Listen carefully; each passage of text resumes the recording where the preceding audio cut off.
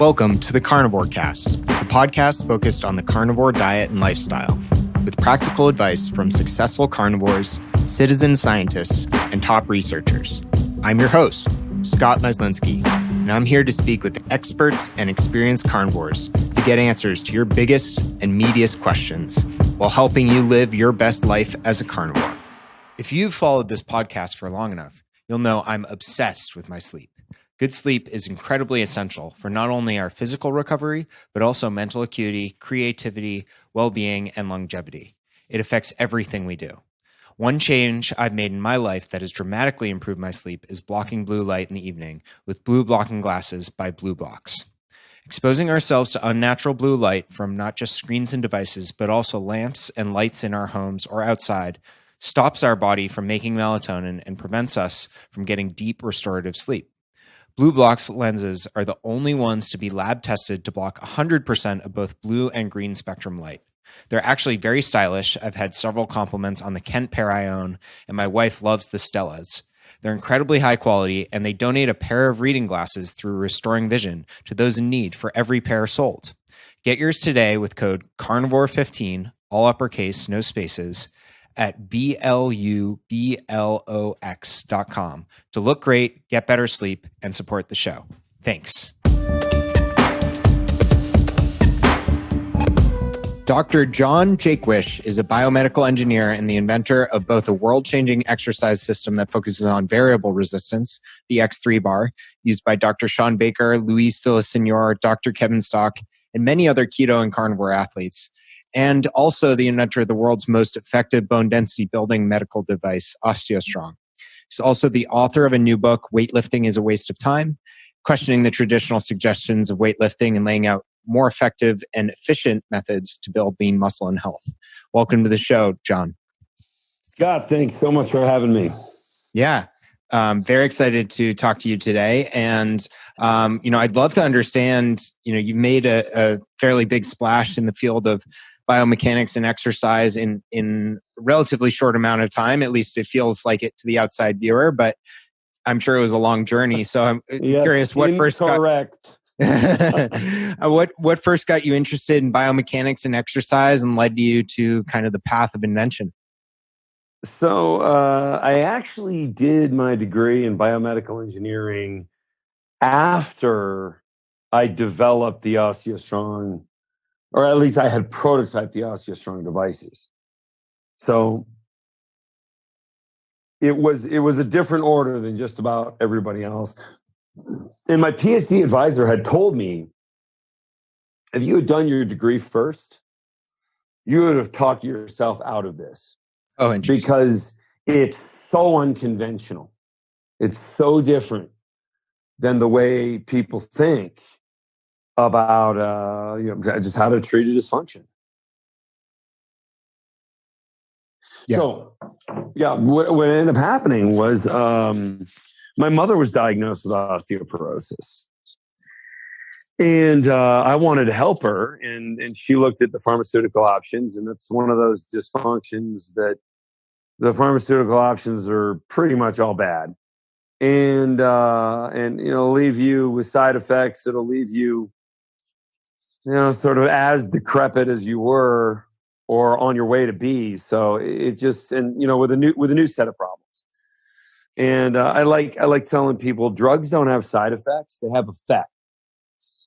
Some of the effects you want, some of the effects you don't. And so, when you limit something, it's like that thing that you're limiting is there for a reason. So that the general philosophy of pharmacology is we want to do, there's a benefit to risk ratio, and we want more benefit than risk. So when I looked at what she could have done, and there's just the options were terrible, I said, let me look into this. And my thought was, I want to find if there's a population of super responders, people who have incredibly high bone density, and how did they do it? And then if I can figure out how they did it, well, then maybe I can recreate that with some sort of device or tool or something like that. So what I ended up doing was I found this population. They were very easy to find. It was gymnasts. So they're a population that absorbs very high impact forces. When they land from the uneven bars, sometimes they get up to 10 times their body weight. Now, weightlifter, I mean, Scott, you lift weights. You know anybody that squats 10 times their body weight? No. Yeah. Probably don't even know anybody that squats 3 times their body weight. So it's an amount of loading that's impractical and impossible to get on the body with conventional means. So I built something unconventional. I built a impact emulation device, and that's now called Osteostrong. It's in 7 different countries and 140 locations, and has treated hundreds of thousands of people reversing their osteoporosis. So it was really my mother that got me into it 13 years ago. And yeah, it's funny, like I'm so hated for I'm sure a lot of things. But like one of the things is like this guy came out of nowhere. We've never heard of him. These are people in the fitness industry. Well, that's fine because I've never been in the fitness industry. I've been in the medical device industry. That's why you haven't heard of me. And I don't consider myself part of the fitness industry now. I think the fitness industry is just a clown rodeo, just people who are passing on incorrect little sub facts that are wrong, just myths that are passed around. Really, just even some of the sports science PhDs. Well, I shouldn't say that. They really know what they're doing, but they don't guide the industry at all. Like you rarely see somebody go from like strength coaching for like an NFL team to leading like a gym chain in their programming. Because if they did, they'd take all the stuff in the gym and throw it in the trash. Yeah. Right. Like you go into, and I work with more than 40 professional athletes. And you go into the Miami Heat training room, you don't see any of the stuff you see at Equinox. Nothing. And it's much more simplistic the way they approach things. But see, a gym doesn't really care because all they're there to do is sell memberships. And if they have the equipment you're expecting to see, that's fine. If they have something you aren't expecting to see, then you've got to explain yourself. So that's a harder job. And they're not there to make people fit. They're there to charge membership fees. So, that's why we are where we are with the gym industry. And why almost everyone, and this was basically the premise of the book, almost everyone who works out looks like shit. They don't look like anything. They don't look like they work out. I mean, we all know the majority of our friends who are engaged in exercise, they see a little bit of change when they first start and then nothing. Like the leanest 1% of males in the United States is 10.9%. The top 1%, let's round that to 11. That's like you can sort of see your top abs. That's not impressive. Yeah, it's not great. It's certainly like, it's not obese. I mean, I commend everybody who's 10.9% body fat, but like we all know you can get a lot better, but people, they don't. They go to the gym year after year.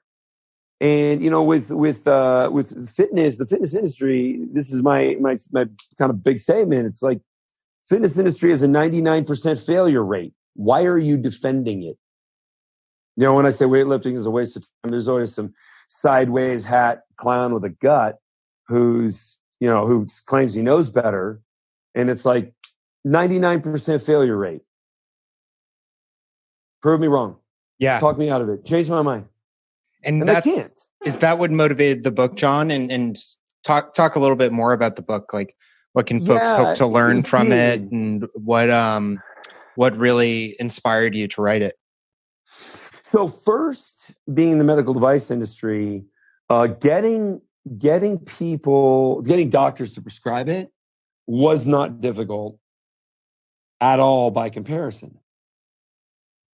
And the reason for that is that I would show the scientific evidence around the product to a group of physicians. Sometimes I talk to 100 physicians at a time. And they would say, wow, like that's great. And now we have a physical medicine alternative. So we can try this.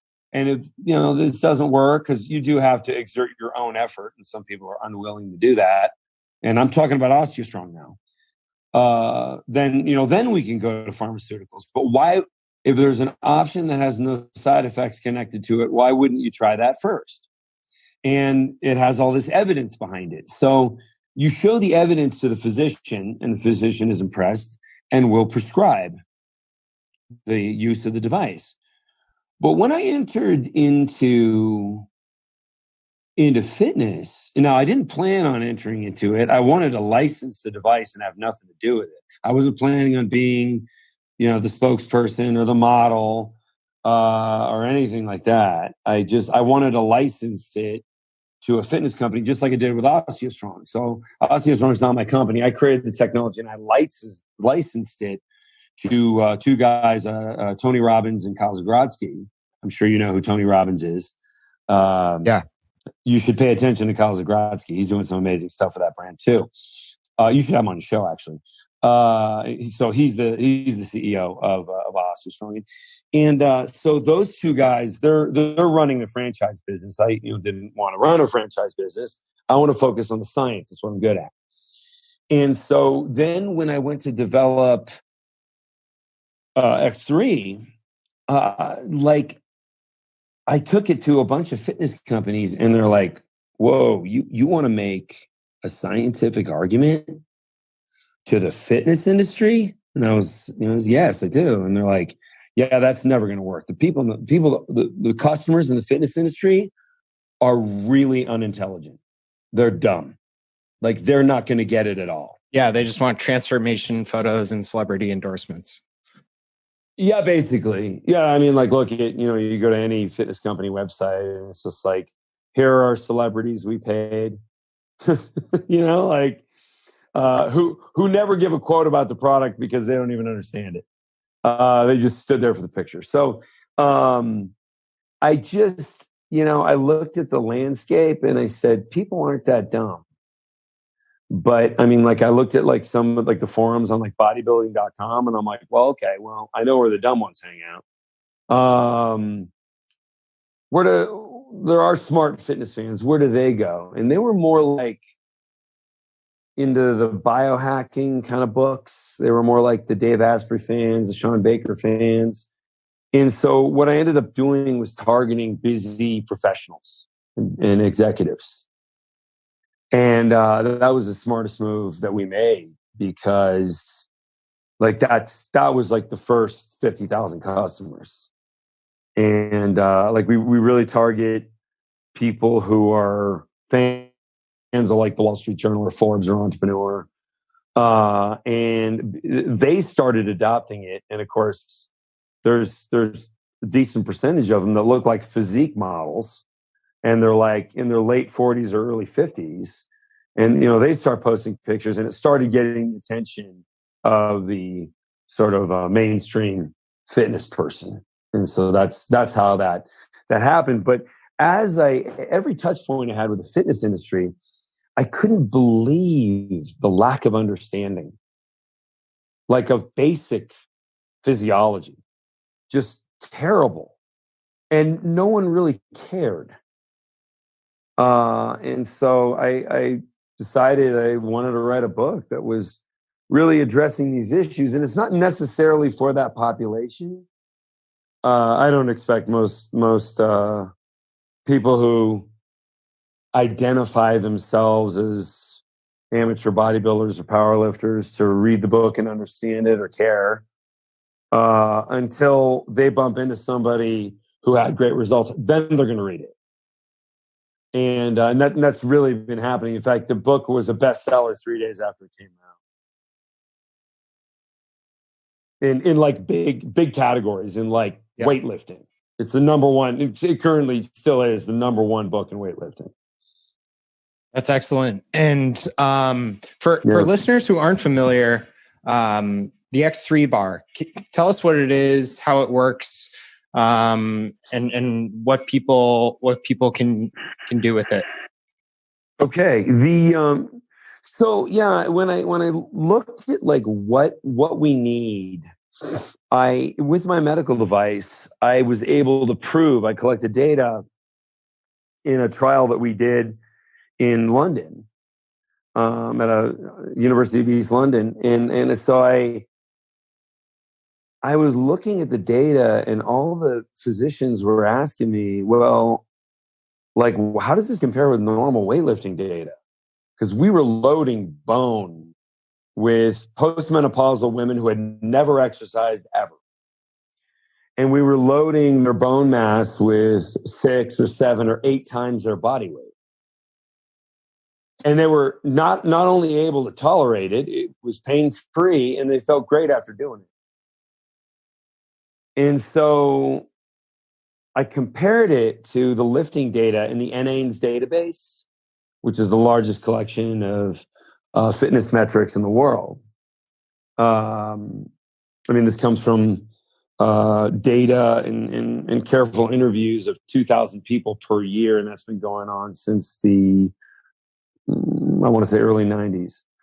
So, and it's all then collected and available for researchers to analyze. So I compared the data of what we had, which is really the maximum capacity in an impact-ready range of motion for a human being, and then just compared it with the average fitness force that somebody puts through that same joint.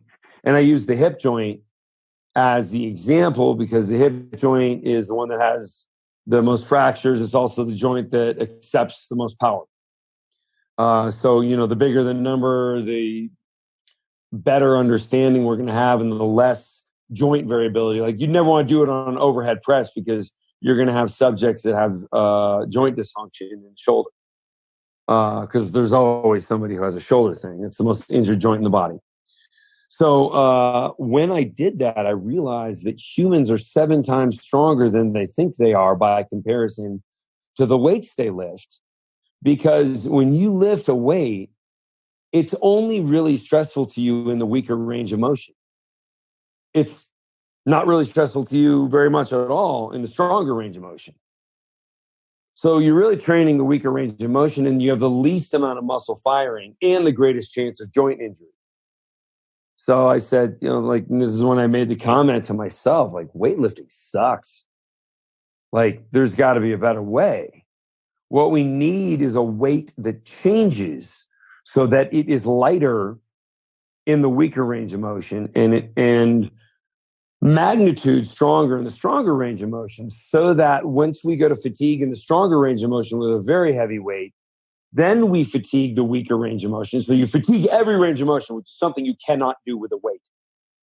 And then you have a level of exhaustion that is unachievable by regular weight training because you've fatigued in accordance with capacity. And so there's a lot of math involved in getting that right and getting a sleek, elegant, simple system that could do that and that could all fit in like a backpack. So that was an engineering challenge.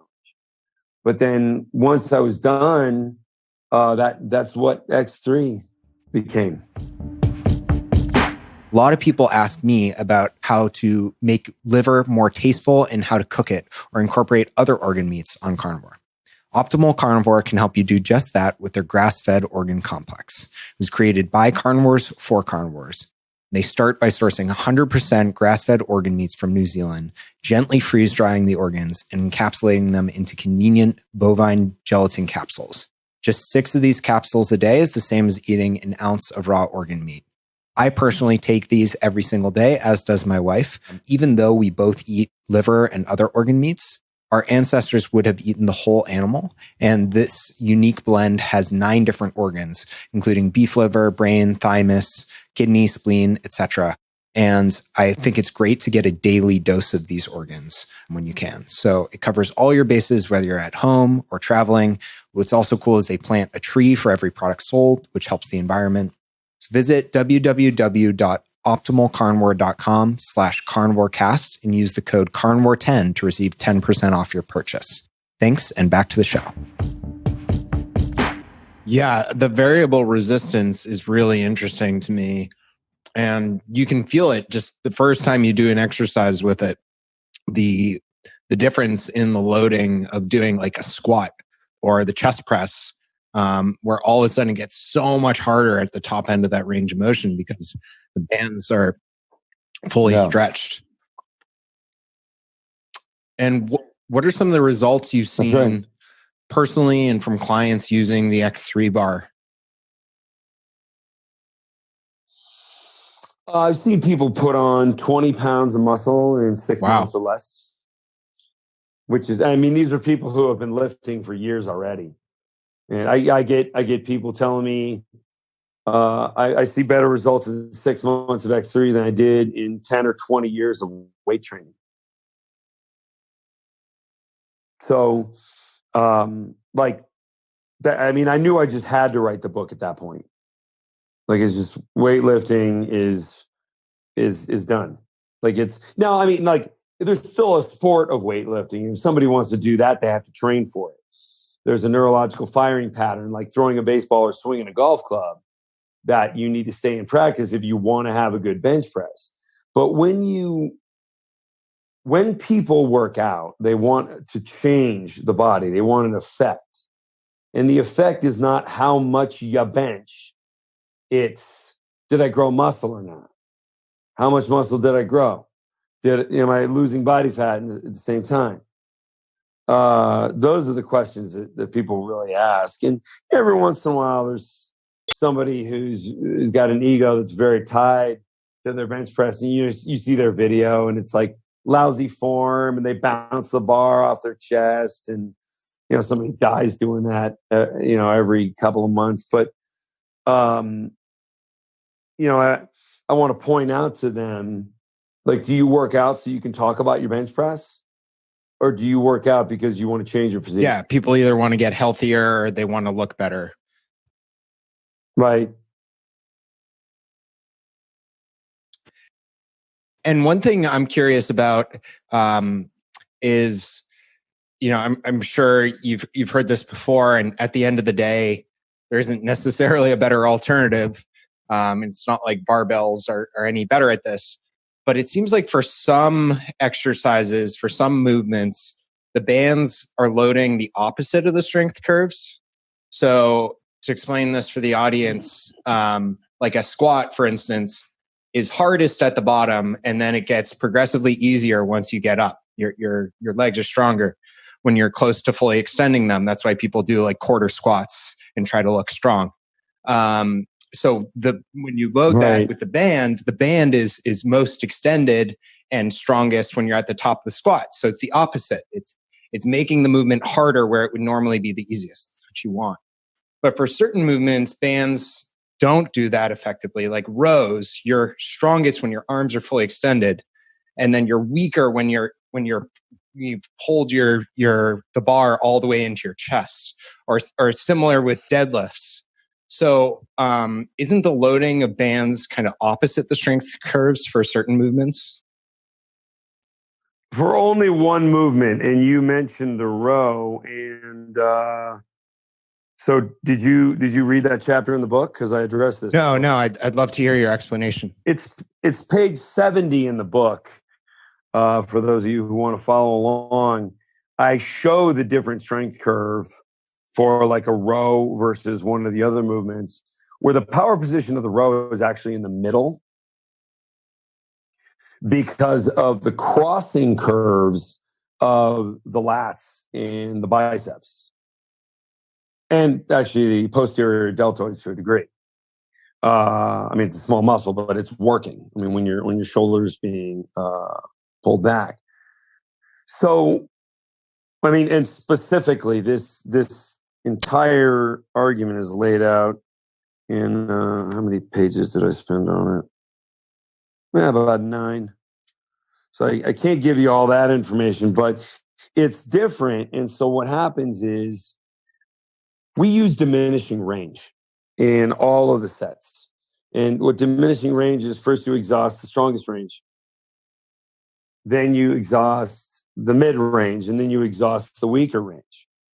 So when this happens with a row, you get a few full range reps. Not, you might get to 5 or 6 of them, and then what you're really counting as the rest of the full range reps is the ones where you can hang in the middle, Right. because you'll see your repetitions. You'll be able to do much more in the middle than at the top. So like when I do a chest press, because of the variable, my point is the variable resistance solves this problem. That's a really good chest point. Press, I hit 540 pounds at the top. The top of my chest press is 540 pounds. I might do that for 20 reps. But then in the mid range where I can only do 300, I only get like 2 reps. And in the weaker range, I only get 2 reps. So I'm like devastated.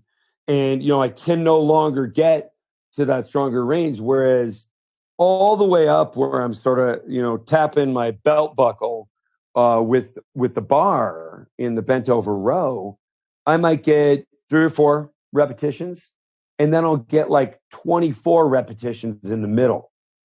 So I'm still absolutely exhausting that strongest range.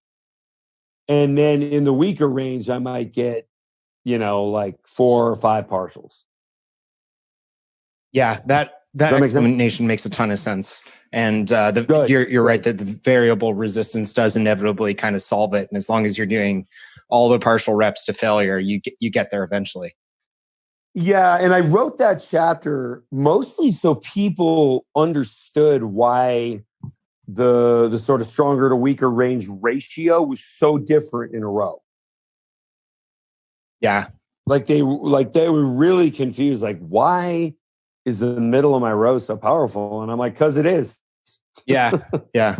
But I needed to plot that. I needed to plot it accurately. And also, I was touching on a lot of proprietary data that I've collected with bone density testing equipment. So, I had to be like kind of strategic there. Like, there's a lot of my IP. So, the world does not have this figured out. So I had to be thorough, satisfactory, but strategic. Certainly. Yeah. Makes complete sense. Yeah. And what are some of the biggest pushbacks or criticisms you see of the X3 bar? One I've seen online is some people initially balk at the price tag, but maybe you can talk about the value. How would you position that? Yeah, absolutely. So I'm glad you asked about that. The criticisms, the number one is the price. But if you look at any product, it could be a $5 product. The number one criticism is price. So for some reason, online, people feel very justified to be adult babies and throw a tantrum. Whereas they'd never do that. Like no one gets to the front of the line at Walmart and screams at the person at the checkout counter and says, how could you sons of bitches charge, $3 for my box of wine? Like it should only be $2. Like no one would do that. I'm sure there's some hillbilly out there that would do that. But, for the most part, nobody's going to do that. But online, lots of people do that. People are animals. Just so angry. And it shows you how many people have just terrible lives out there, and they come home and they're furious and they want to take it out on somebody. Generally, it's some entity that they're jealous of. There's a lot of psychological research on this. The other thing I have is, and there's home gyms. Like the X3 will blow away the results of any home gym. You can spend $10,000 on your home gym. You'll get better results from X3, and it's $500. So, what do you want? A lot of metal or a lot of results? Like, is your goal to buy a lot of heavy Yeah. equipment or is it to have a champion physique? Yeah. So if the latter is what you're looking for, you're going to get it with X3. You're not going to lose a garage or a room in your house because the thing will fit in a drawer when you're done. Can you hear me? Yeah. Okay, good. Yeah. So it's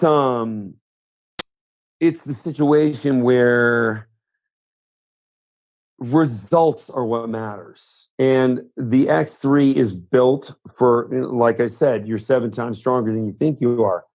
The product has to be built for that kind of power. When Dr. Baker does a deadlift with X3, it's over 700 pounds. And he says it's one of the hardest workouts he's ever done. Keep in mind, this is a world record strength holder. And he says this is harder than a deadlift workout. And I'm like, yeah, because you're going to a deeper level of exhaustion. And he says, I understand why people grow from this. This is awesome. Yeah. So he's been posting a lot of videos of him using it. I think he posted one 2 days ago of his deadlift. But it's 700 pounds at the top, about 500 in the middle, and maybe 200 or 300 at the bottom.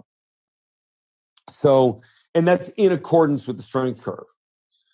So, and it fits in your suitcase. When people, right, or your suitcase or a drawer at your house, you don't have to have an ugly room.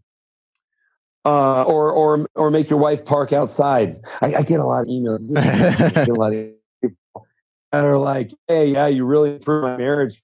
My wife can park outside because I had my gym, on her side of the garage. And all I can think of is, you were making your wife park outside? Yeah. You weren't parking Why isn't it on outside? his side of the garage? Oh, man. Yeah, okay. You should probably get some marriage counseling too. But when I see people that say this thing should only be $50, they don't understand the power that it has and the power that it will hold and deliver into your musculature. And it has to be built that way. The bar costs us $200 to make. Just the bar. Forget the ground plate or the bands. Bands are the thickest bands in the world. And the ground plate is got a significant cost too. It's a piece of steel. It's substantial. It's not just some little thing. Some people think it's I could just stand on a cutting board.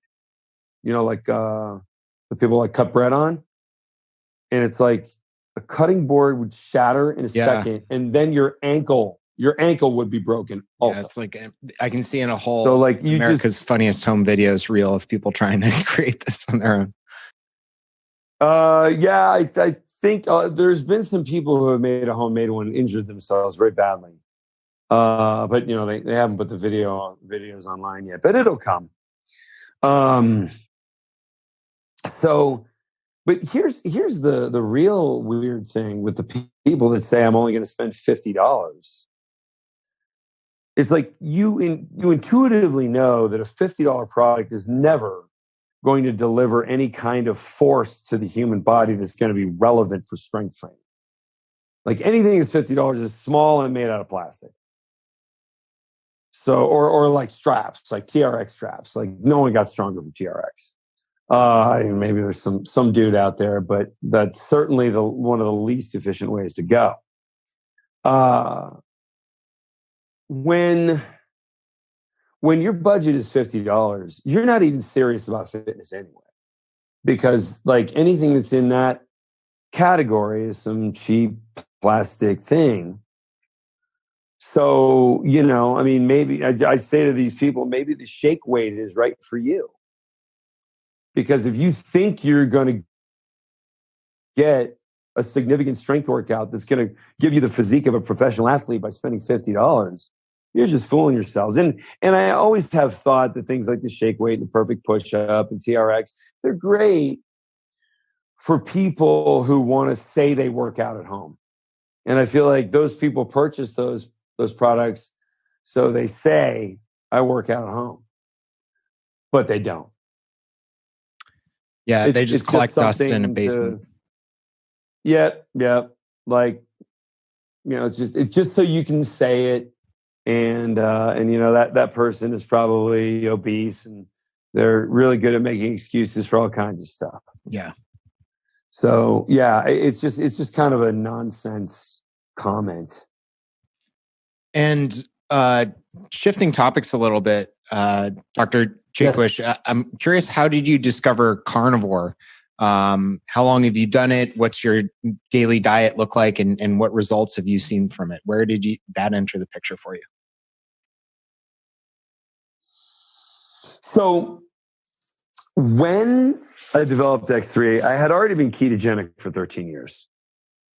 But I was still eating a significant amount of vegetables. Like, mostly my meals were like meat and broccoli or asparagus. And then, like, I was 20% body fat, which is terrible. It's not obese, but it's certainly not fit. And I was like 190. So, like a lean 172 or something like that. And then I thought, okay, like, I went ketogenic before really anybody was talking about it. Because I read some science and it made sense to me. And I suppose it kept me from being in worse shape, but it didn't really get me where I wanted to go. And then, so I thought, okay, I'm going to look at like what's required, especially protein. What do we really need to grow muscle? And I also want to take benefit of some time-restricted eating. So my goal was to get to like one meal a day, like basically immediately. And because that made sense. Like I saw the benefits, especially in those last couple hours of the fasted period. So when I looked at how many grams of protein I needed, it was like 190 pounds. Like, wow, 190 grams of protein. There's like hardly enough room in my intestines for anything else. And so I'm like, I wonder what would happen if I ate just meat. And then I started looking at some of not the mainstream articles, because those are very often wrong, but the actual science on like antioxidants. We make some antioxidants in our body when they're needed, but for the most part, you need antioxidants when you are oxidizing. If you're not oxidizing, meaning inflamed with inflammation, if you're not oxidizing, you don't need antioxidants at all. And so I was like, well, there goes fruits and vegetables. They're worthless.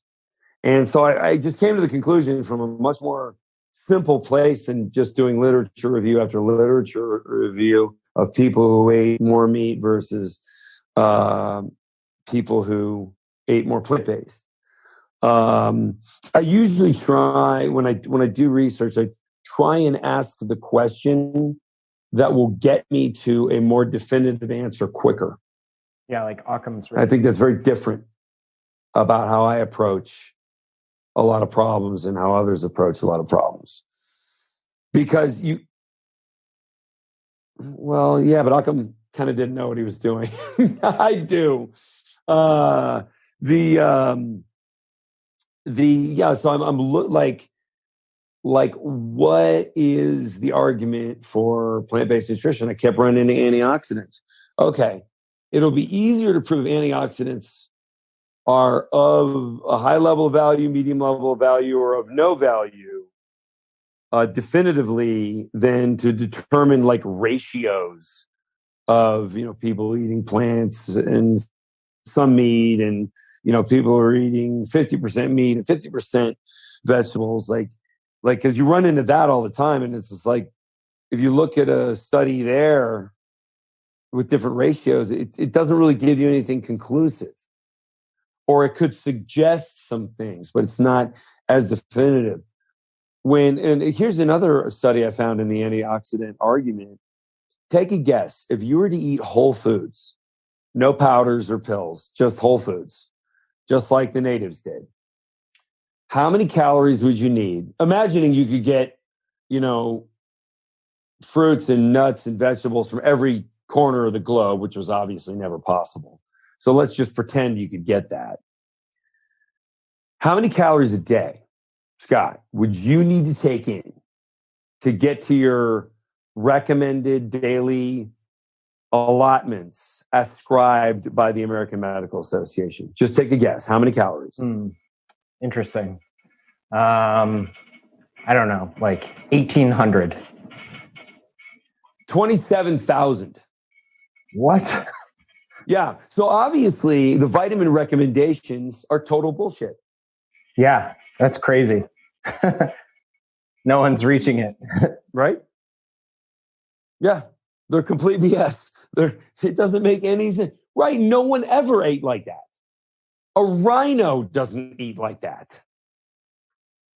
So never mind. These recommendations were all made by expert opinion, meaning they're all developed in the 60s and 70s, and physicians just took a guess. And were they working for vitamin producers and pharmaceutical companies? Yes, they were. So, it's a great way to convince somebody that they need to take pills to be healthy because there's no way you can get this in nature. And it's like, okay, well, mankind's been around for 10,000 years at least. How did we get here if we didn't have these pills? Yeah. And do you think you can build, I guess, what does a day of carnivore eating look like for you, John? 2.5 pounds of sirloin in one meal. Pretty simple. Very straightforward. Yeah. Yeah, sometimes I'll have some scrambled eggs with it. Like if I'm at like a diner or something, I'll have like a platter of sirloin steaks, because they're like 8 ounces or whatever. I might get 4 of those and like 10 scrambled eggs. And do you eat at a certain time every day or does it vary? I try to make it later in the day. That's just when I'm hungriest. Like I have no hunger in the morning. I have no interest in eating in the morning. Never did. Midday, I don't know. I mean, I'm in such a deep level of ketosis all the time that I'm really not hungry at noon either. But towards the end of the day, especially if I smell, I've grown to really be appetized by the smell of raw meat. Interesting. Yeah, a lot of carnivores claim. And so I cook very rare. Yeah, I didn't know that. I thought I was like, wow, I'm going to be like living in a cave soon. That makes me feel better about myself.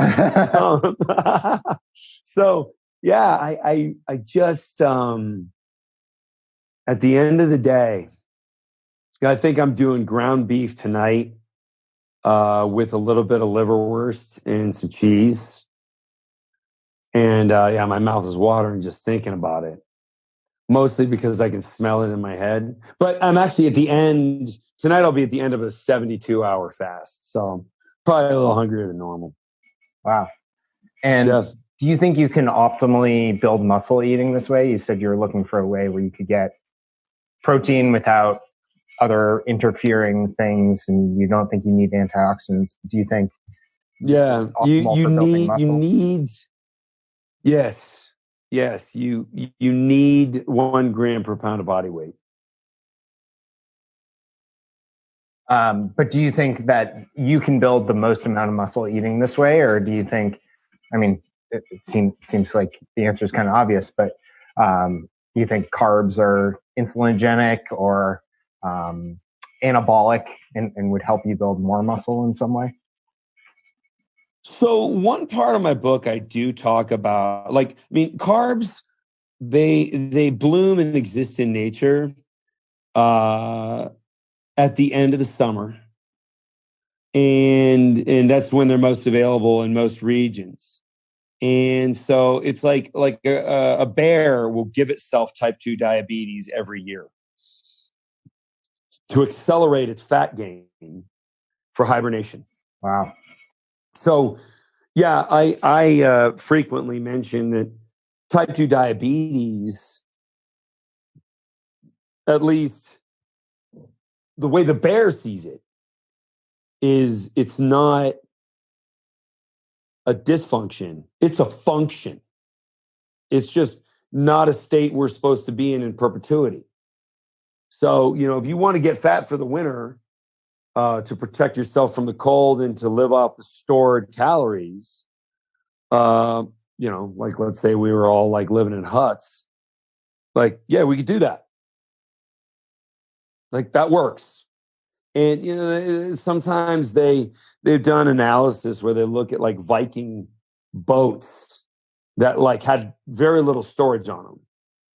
Like a Viking boat that was rowed didn't have like 2 decks and cannons. It was like, it was like a 40-foot rowboat. They didn't bring 2 months worth of food. They just got fat before they left. Oh, interesting. And they rowed. And they just lived off the most concentrated calories they could have, their own body fat. So it's like that is what carbs do in nature. However, in small amounts, after you deplete muscle glycogen, you can have some carbohydrates and it will replenish muscle glycogen, better hydrate muscle. And there's a whole protocol in the book that shows how you use that with vasodilation and with stretching to really aggressively enhance your growth rate. But that's like a 20-page section of the book. Yeah. Interesting. Yeah. Well, this has been super interesting for me, John, and I think listeners will get a ton out of it. A lot of my listeners are probably less familiar with the fitness industry, looking to get started, looking for an easy, convenient solution, especially in the time of lockdown and COVID and all this nonsense. So I think you can provide a ton of value to them. Where can people learn more about you and find you online? And I'll, of course, provide links to everything in the show notes. Yeah, I made a landing page that has. You there? Yeah.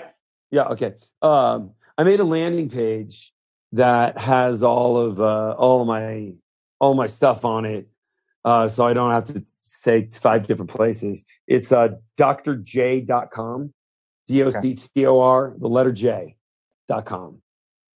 You can find my social media, links to X3. You can get the book there, everything. Awesome. Well, I'll provide that for listeners. And thanks again for your time today, John. Really appreciate it. And Scott, this was fun. Yeah. Really appreciate it. And I think folks will get a lot of value out of this. So thanks again. Tell you what, if your listeners have a lot of questions, because I mean, it's a 260-page book. So there's a lot to be asked. If they have more questions about it, I'm more than willing to come back and do a second round specifically for whatever they're concerned with. Awesome. Yeah, I think that would be really valuable. All right, super. Great. Thank you, John. Have a great rest of your day. Thanks, Scott. Bye-bye. Thank you for listening to this episode of the Carnivore Cast. If you enjoyed this episode, please review on iTunes. It really helps us out. And share it with a friend. What questions would you like answered? Or who would you like to hear from in the carnivore research community? You can find me on Twitter, Instagram, and Facebook at CarnivoreCast or go to carnivorecast.com. You can also email me at info@carnivorecast.com. I'd love to hear from you. Until next time, keep it carnivore.